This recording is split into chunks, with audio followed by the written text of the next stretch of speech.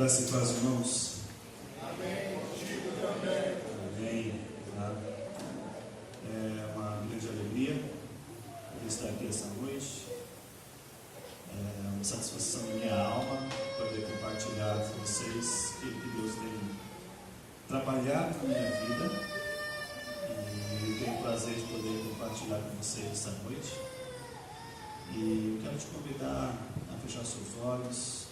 Vamos tirar um momento de oração, pedir ao Senhor a bênção dele sobre este momento. Querido Deus e Pai, em nome de Jesus, nós estamos reunidos aqui essa noite, e que o Teu Espírito Santo, Senhor, tenha toda a liberdade, que o que seja gravado seja a mensagem e não o mensageiro, que os nossos corações, Deus, possa estar voltado, rendido, que os nossos ouvidos, Senhor, possam estar abertos para ouvir, e o nosso coração para receber aquilo que vem do Senhor, Pai.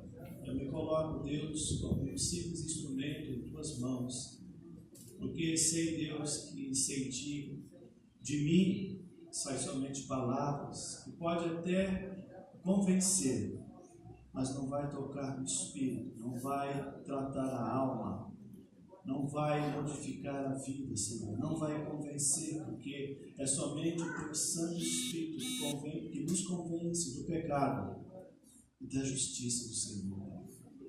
E é nessa graça, é nesse ambiente em que nós estamos, que eu quero, Deus, poder glorificar o Teu nome e retribuir tudo aquilo que o Senhor tem feito em minha vida, e agradecer e poder ser, Deus, um instrumento das Tuas mãos. Assim eu oro em nome de Cristo. Amém. Amém. Eu convido os irmãos a abrir a sua Bíblia no livro de Gálatas, no capítulo 5. Gálatas, capítulo 5.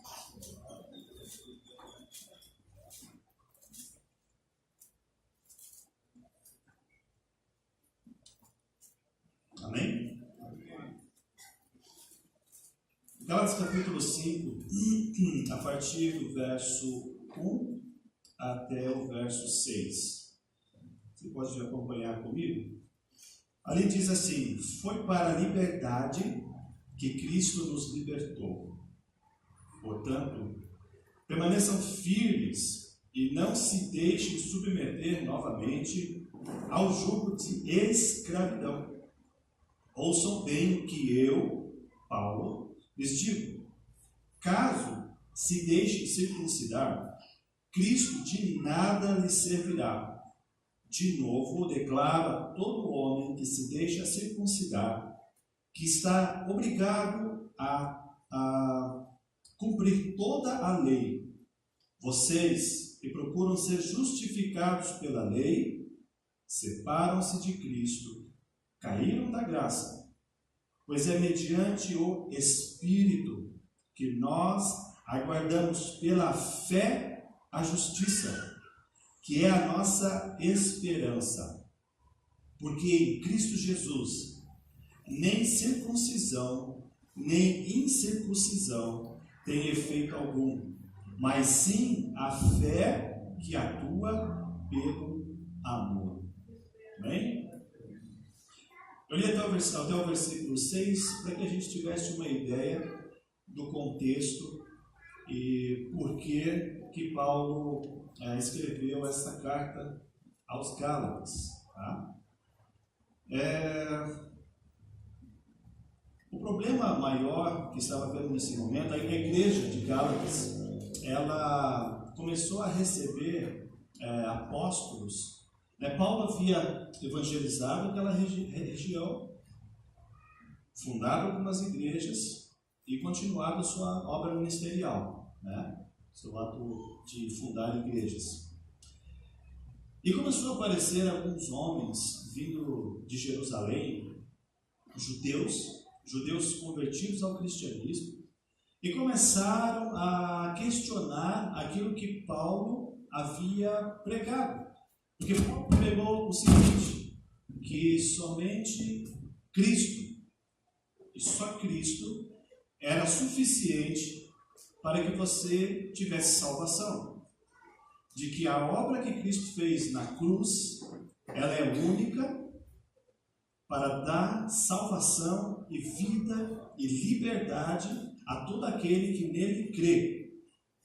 E esses homens, esses pastores vindo de Jerusalém, judeus convertidos, começaram a chegar na igreja de Gálatas e começaram a dizer assim: escuta, foi Paulo, certo, que pregou o evangelho, falou de Jesus a vocês, certo? E assim, foi Paulo que falou de Jesus a nós. Pois é, e ele pregou somente Jesus, correto? Sim, pregou que a salvação está unicamente em Cristo Jesus. Aí eles falavam assim: olha, não é bem assim, nós viemos de Jerusalém, nós somos apóstolos de Jerusalém, temos cartas de Jerusalém, temos líderes sobre nós vindos de Jerusalém que nos enviaram, e eu quero dizer para vocês que Paulo não pregou todo o evangelho.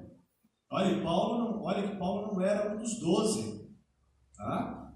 Então ele tem essa história aí que ele caiu do cavalo, bateu a cabeça, daí que ele não ficou muito bem na cabeça, Aí eles começaram a falar: não, se você quer ser salvo, você tem que se tornar judeu, e você tem que fazer a circuncisão, e você tem que obedecer às leis, respeitar os dias e as festas religiosas que foram dadas a Abraão. Não é só a salvação em Cristo Jesus. E a circuncisão era a marca, no órgão masculino do homem, que tornava o judeu, tornava o ímpio, que não era judeu de nascença, ele podia se circuncidar e se tornar judeu, e teria que obedecer às leis e todos os mandamentos e todo o processo, E as pessoas começaram a dar ouvido a isso, e até alguns da igreja começaram a se permitir circuncidar, para que saísse essa confusão, de salvação. Começou a gerar um medo da igreja de que Paulo talvez estivesse errado, e de que era verdade, porque desde o começo foi-se pregado que o judeu verdadeiro teria que ser circuncidado, teria que obedecer à lei e seguir todos os mandamentos e as festas religiosas. E Paulo, dentro de várias cartas que Paulo escreveu, Gálatas é uma que ele começa já a questionar a igreja. Ele já manda a carta e começa a falar assim: irmãos, eu estou admirado que facilmente vocês começaram a abandonar a fé de vocês. O que está acontecendo? Vocês começaram no Espírito e agora querem terminar na carne, querem terminar na obra, querem terminar nesse conflito entre a graça e a lei, entre a fé e as obras. E Paulo pregou: é somente a fé. Não é mais necessário as obras. O sacrifício já foi feito. O sacrifício completo e pleno foi feito em Cristo Jesus. E esse era o conflito que estava acontecendo ali. E eu quero, irmãos, Deus trabalhou no meu coração lendo essa carta, mas principalmente no capítulo 5, no primeiro versículo. Eu quero ler novamente para que nós tenhamos uma compreensão melhor. Ele diz assim: olha, foi para a liberdade que Cristo nos libertou. Portanto, permaneçam firmes e não se deixem submeter novamente ao jugo de escravidão. E esses dois pontos que eu quero trabalhar com a amada igreja nesta noite. A questão da liberdade que Cristo nos deu.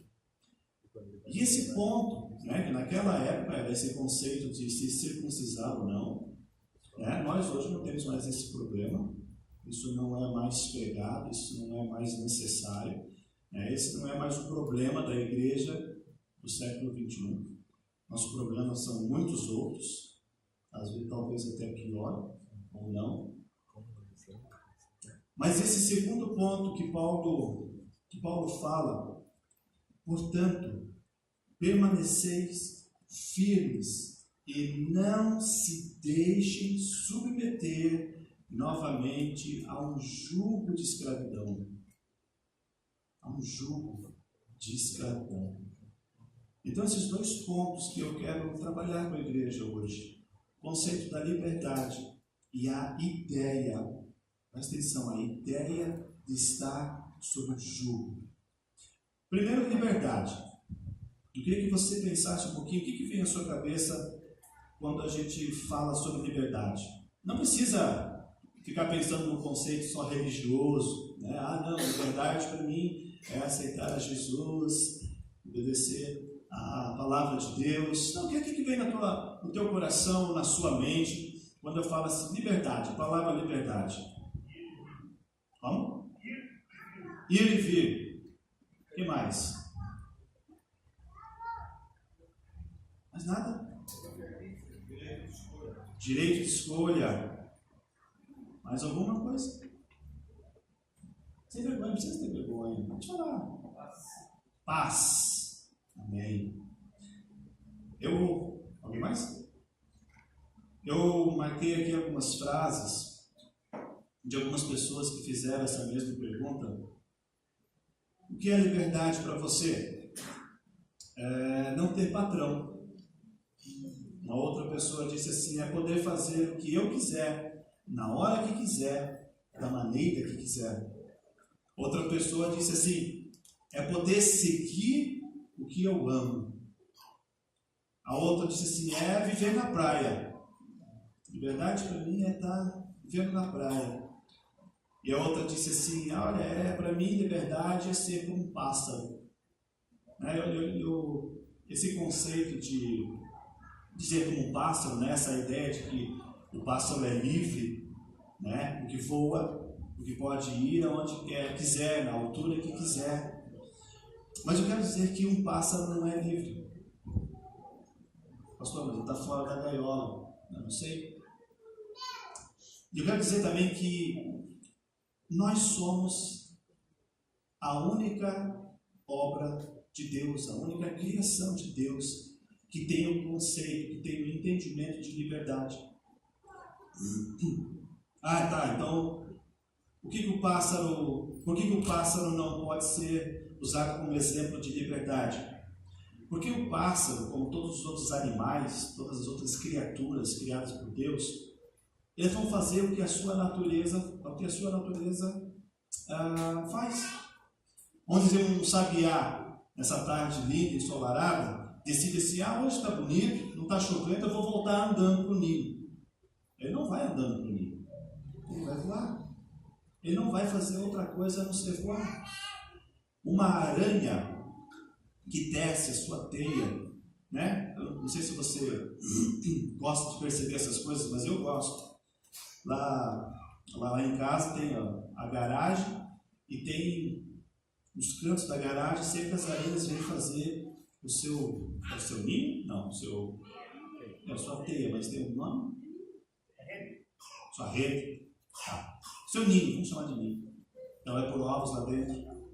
E ela tem umas aranhas que fazem aquela teia grande, né? Capta inseto e tal. E tem outras aranhas que fazem tipo um casulo, sabe? Eu admiro essa. Porque ela fica ali horas e horas em redor, moldando o seu casulo. E lá dentro ela põe milhares e milhares de ovos, né? Mas a aranha, ela vai fazer a teia sempre do mesmo jeito. O pior do tecelão, ou se alguém viesse aqui nos ensinasse a tecer, nós iríamos ser melhor do que essa aranha. Por quê? Porque nós podemos fazer algo diferente. A aranha, ela tá limitada a sempre fazer a teia daquele jeitinho. A avó dela fazia daquele jeitinho, a mãe dela fazia daquele jeitinho, e ela vai fazer daquele jeito. Os filhos dela vão fazer daquele mesmo jeito. Eu e você podemos e temos a liberdade de poder fazer diferente. Amém? Por isso nós como criaturas, temos o ser humano, o homem e a mulher, ele é o único ser que tem consciência de liberdade. Então nós temos às vezes essa falsa ideia de que liberdade é não ter mais patrão. Quando eu tiver o meu negócio próprio, quando eu não puder mais ficar debaixo do patrão, não ter ninguém mandando em mim, isso assim vai me dar esse sentimento de liberdade.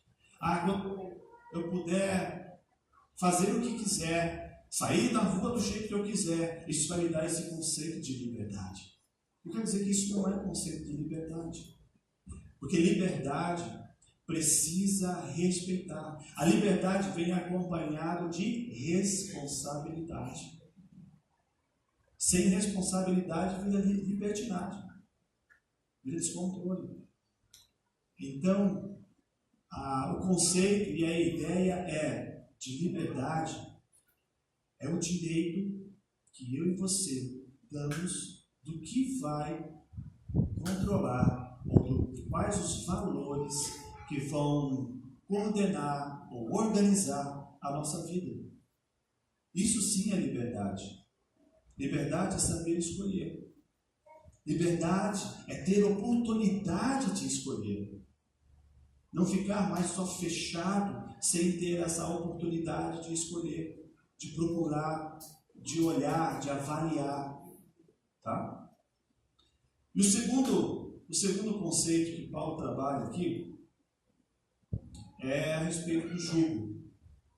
Eu não sei se todos sabem, eu queria pedir que o Christian colocasse uma imagem do jugo. Eu não sei se todos têm entendimento sobre o jugo, né? O jugo é essa peça, ou essa ferramenta, que vai em cima do boi. Está vendo essa peça de madeira que prende, né, o pescoço do animal e faz com que ele fique sempre perto, sempre próximo um do outro e ande e faça somente aquilo que quem está conduzindo o animal o dirija ou o conduza a fazer.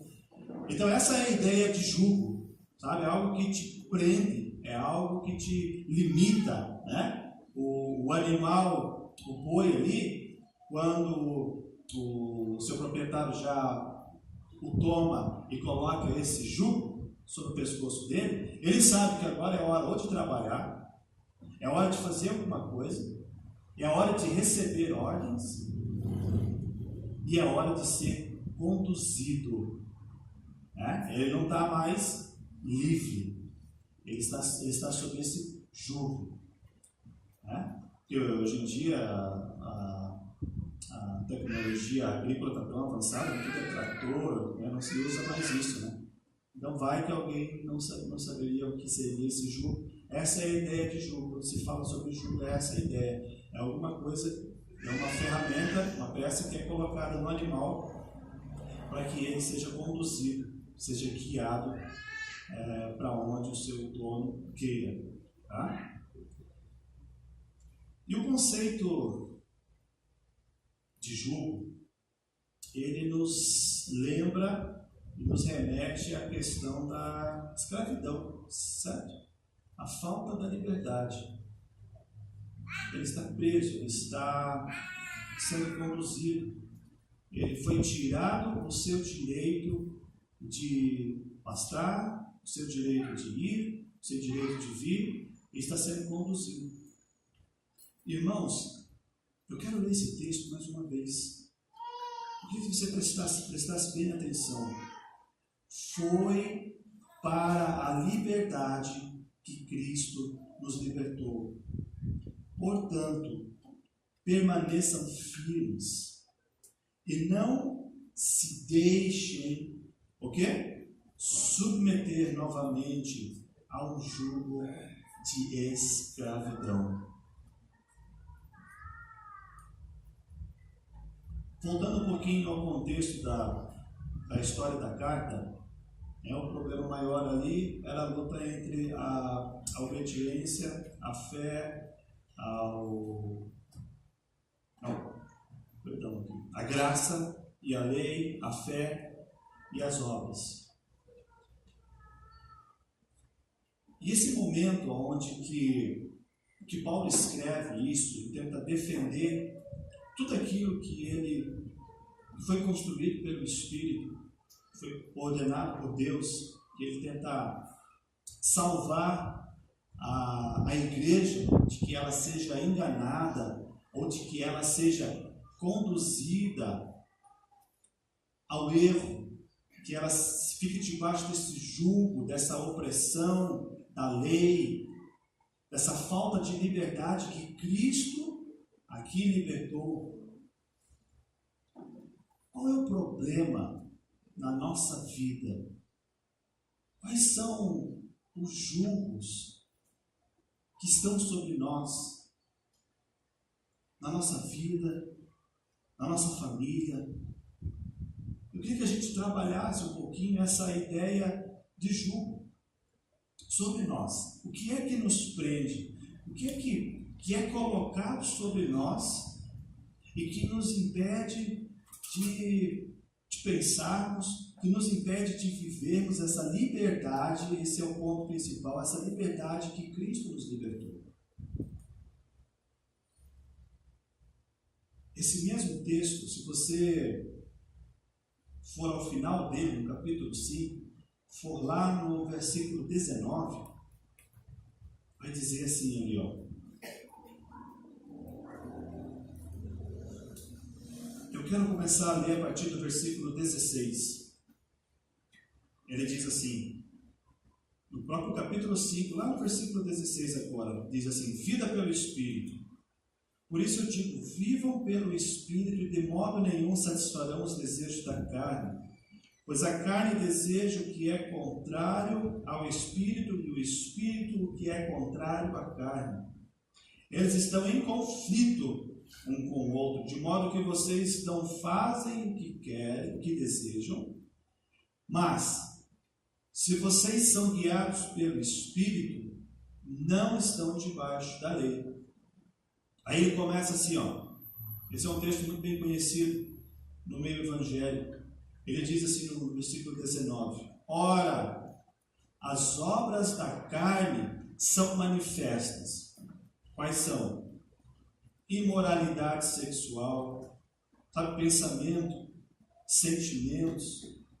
Quando você está sozinho, sem que ninguém te vê, tua mente viaja a lugares que, se alguém pudesse saber, ver, você teria vergonha.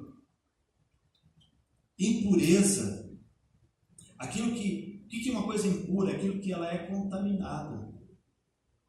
Por quais coisas a nossa vida vai sendo contaminada?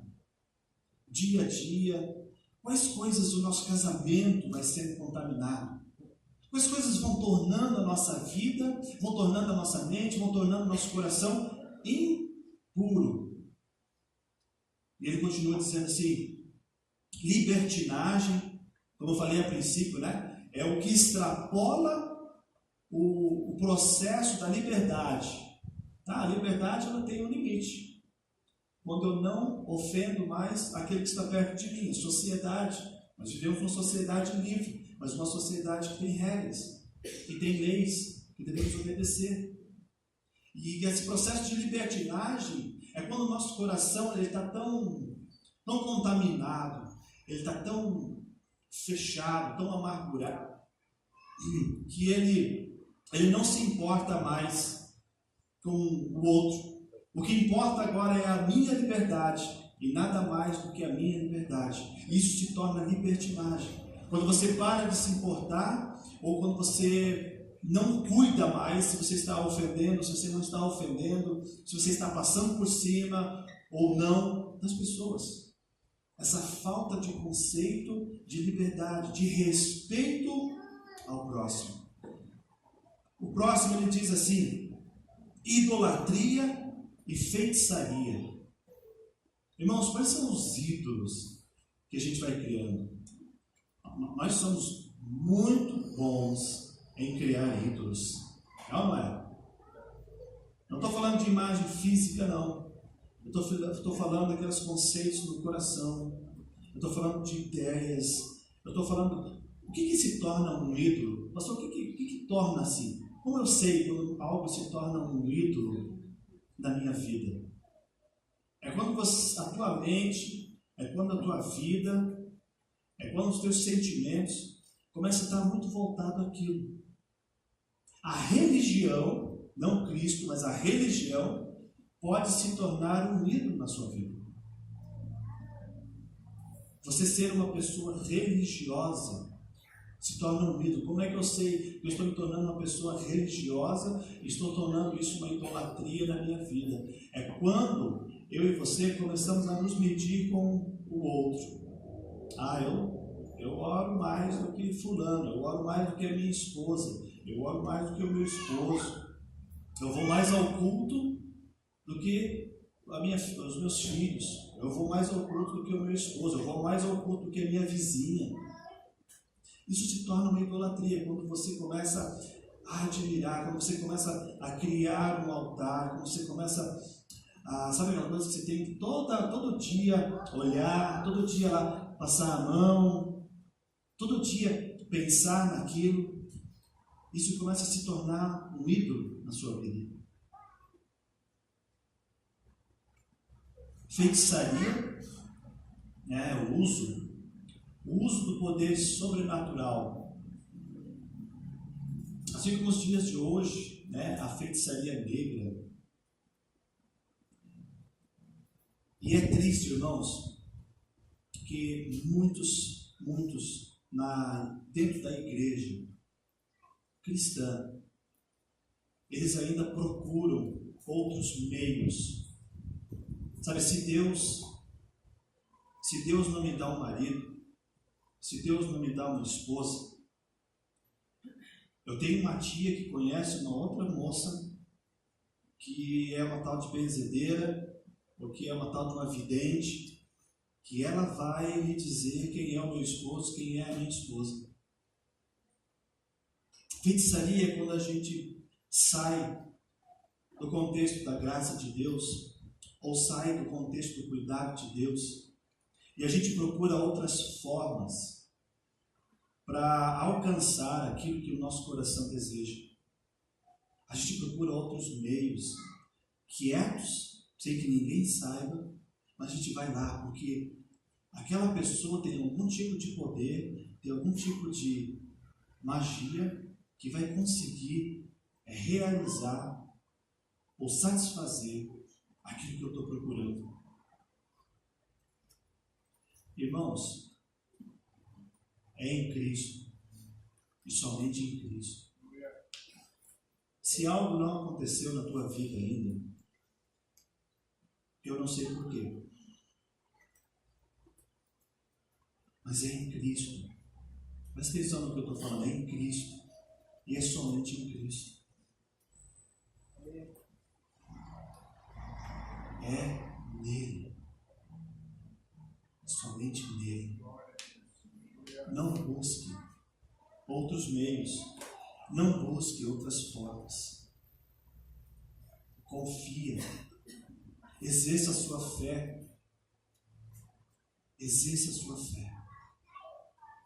E ele continua ali dizendo, dando outras ilustrações: ódio, discórdia. Sabe o que é o ódio? Eu sei, pastor, é aquele, eu não posso ver uma pessoa, eu não posso passar num certo lugar, eu não posso lembrar de uma certa situação que gera no meu coração um sentimento tão ruim, a raiva, aquilo que me fizeram, ou aquilo que me falaram, vai subir no meu coração, vai tomando o meu coração, vai tomando os meus sentimentos, vai tomando a minha mente, vai gerando em mim um ódio. E sabe, e às vezes a gente fica sob o jugo do ódio. Às vezes nós ficamos controlados pelo ódio. E sabe o que é o ódio? O ódio é o veneno que você toma na esperança de que o outro morra. Porque uma pessoa carregada de ódio é isso, né? Ela quer que a situação, aquela pessoa desapareça, saia da sua vida. E o ódio nada mais é, ele não vai fazer nada além do que o mal a você. É bem essa analogia, né? De que é um veneno que você toma na esperança de que o outro morra. Isso é o ódio.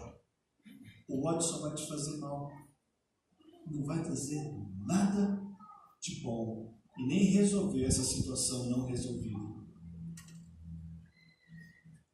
E ele continua ali: ódio, discórdia, é uma pessoa que é difícil de ter acordo. Sabe, pensa nisso. Será que eu não sou uma pessoa que é difícil de acordar? Não estou falando de acordar de manhã, estou falando de entrar em acordo. Sabe que eu sou aquela pessoa que sempre quero estar certa, quero ter a razão. É eu e somente eu. Sabe? Vai prestar atenção, é o conceito do julgo, né? O que é que nos prende, o que é que fica sobre nós. E ele continua dizendo assim: a ódio, discórdia, ciúmes, né? Os ciúmes é quando você não está mais contente com aquilo que você tem, com aquilo que você é. Olha só o que Deus está falando, você não está mais contente com o teu corpo. Aí você fica descontente com o teu corpo e você fica olhando e se comparando com o corpo de outros. Estou falando de homens e de mulheres. Isso vai gerando ciúmes. Isso vai te prendendo, isso vai colocando esse jugo sobre ti. Esse descontentamento com o teu corpo. Para com isso. Você é a imagem, semelhança de Cristo.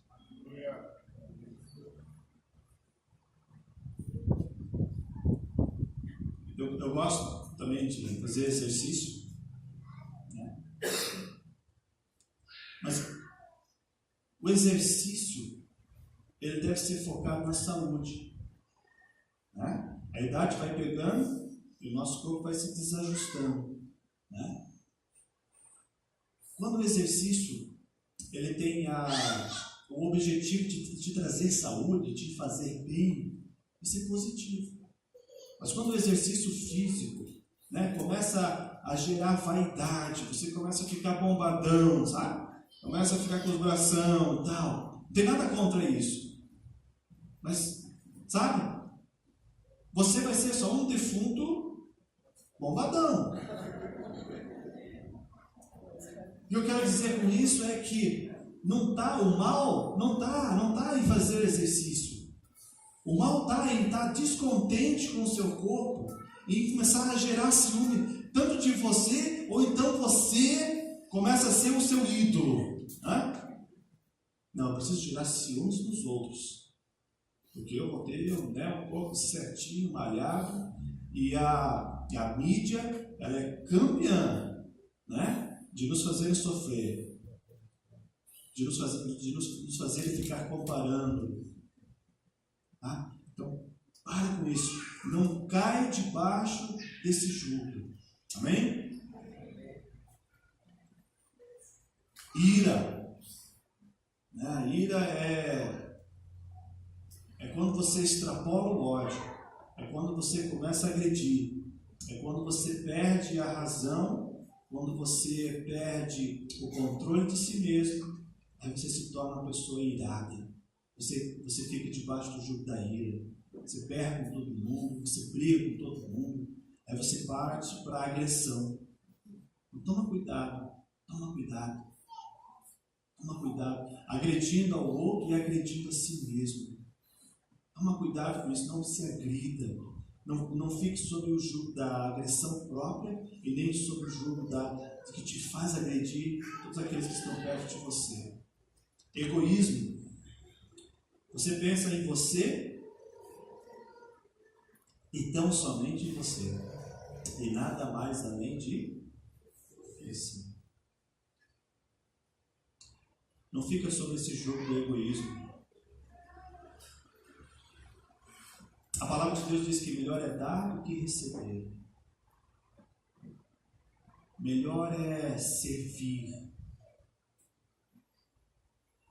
Quando Cristo está junto com os 12 e ele coloca uma toalha na sua perna e ele vai servir os discípulos lavando os pés, sem nenhum preconceito, sem nenhuma culpa, sem nenhum cuidado com a sua imagem, porque ele era visto como um mestre, ele era visto como alguém que iria salvar, como alguém que iria revolucionar aquele momento e aquela época. E geralmente a gente, quando espera por alguém assim, ou vê alguém assim, a gente fica idealizando e esperando que essa pessoa só faça coisas grandiosas, coisas que apareçam. Mas quando uma pessoa assim faz algo simples, é esse o ponto que ela trabalha do egoísmo. É deixar de pensar em si e estar pronto para estar servindo. Amém? O próximo ele fala assim, dissensões. Essa é a questão da discórdia, né? Não consegue ter acordo.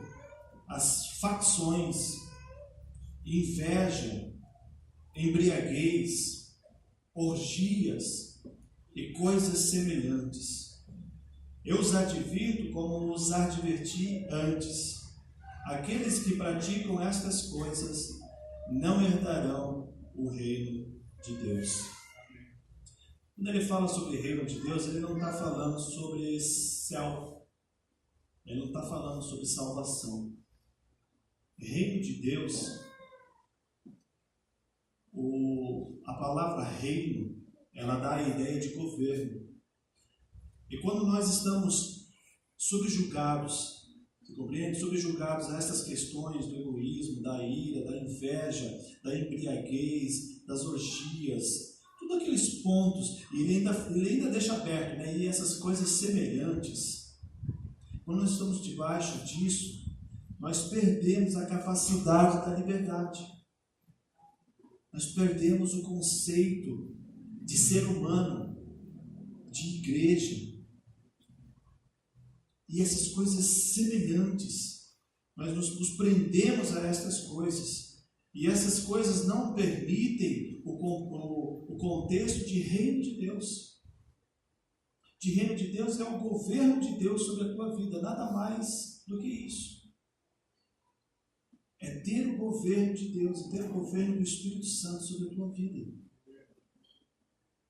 Não está falando de salvação. Porque a gente se pega várias vezes errando ou se colocando debaixo destas questões. Ela não é. Se a gente avaliar nossa vida constantemente, diariamente, a gente se pega nesse contexto. Aí logo em seguida ele diz assim, mas o fruto do Espírito é amor, alegria, paz, paciência, amabilidade, bondade, fidelidade, mansidão, domínio próprio. Contra estas coisas não há lei. Os que pertencem a Cristo Jesus crucificam a carne com as suas paixões e os seus desejos. Se vivermos pelo Espírito, andemos também pelo Espírito. Não sejamos presunçosos, provocando uns aos outros ou tendo inveja uns dos outros. Mas o fruto do Espírito é amor, é alegria, paz, paciência, amabilidade, bondade, fidelidade, mansidão e domínio próprio. E contra estas coisas não há lei. Sabe por que ele diz que contra essas coisas não há lei? Não há limite.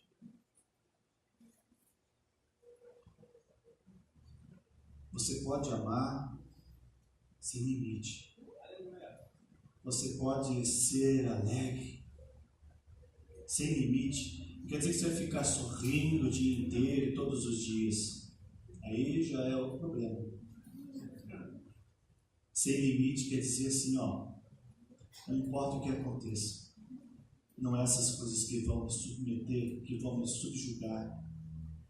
Eu vou continuar a ter uma alegria, apesar de não ter um sorriso nos lábios. Mas em minha alma, ela tem prazer e satisfação no Senhor. Sem limite para ter paz. Sem limite para ter paciência, para ter amabilidade, para ter bondade, para ter fidelidade. Sem limite para ter domínio próprio. Sem limite para ser manso. Eu quero encerrar. Deixa eu chamar o Jefferson aqui, por favor. Eu quero ler um texto que está em Mateus 11, 28 ao 30.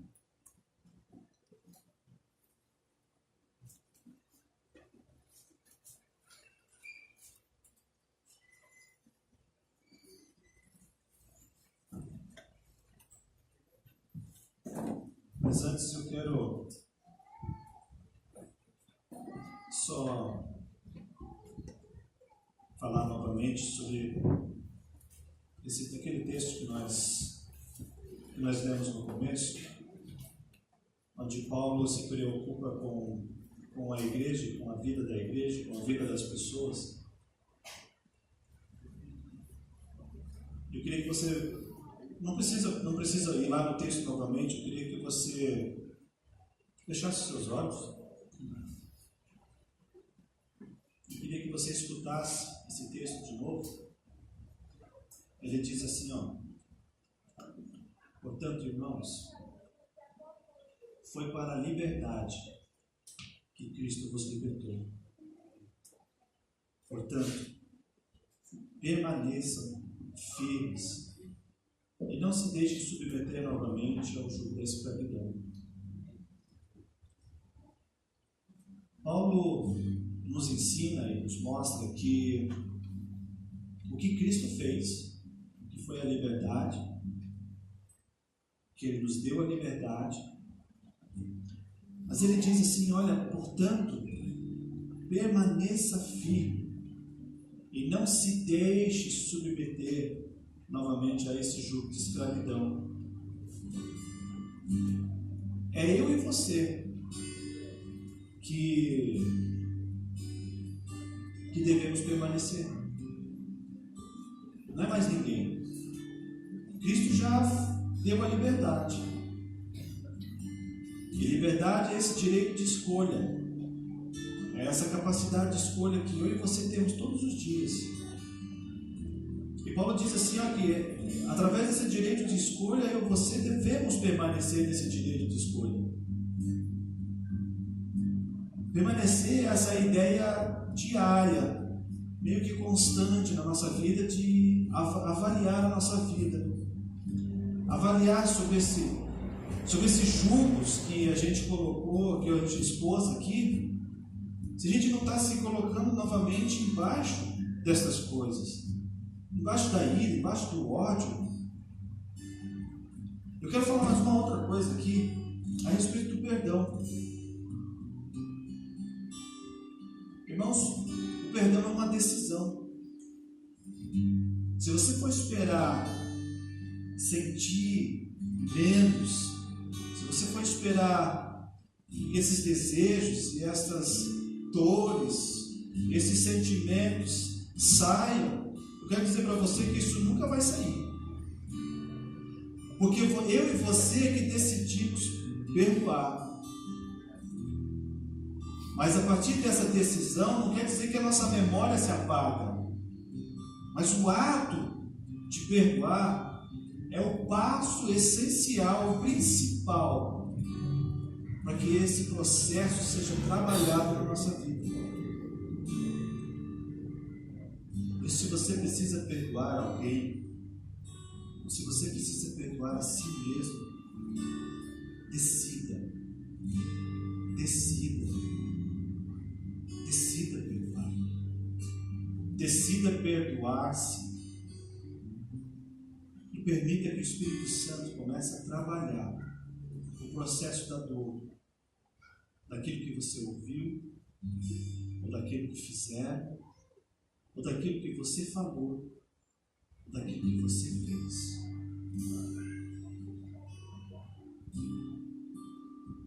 Em Mateus, capítulo 11, 28 a 30, Jesus diz assim: venham a mim todos vós que estáis cansados e sobrecarregados, e eu lhes darei descanso. Tomem sobre vós o meu jugo e aprendam de mim, pois sou manso e humilde de coração. E vocês encontrarão descanso para as suas almas, pois meu jugo é suave e meu fardo é leve. Vou ler novamente. Venham a mim todos vós que estáis cansados e sobrecarregados, e eu lhes darei descanso. Tome sobre vós o meu jugo e aprendam de mim, pois sou manso e humilde de coração, e vocês encontrarão descanso para as suas almas, pois o meu jugo é suave e o meu fardo é leve. Foi para a liberdade que Cristo nos libertou. E é nós, Jesus nos chama, mas é nós que devemos ir. Fica de pé, por favor.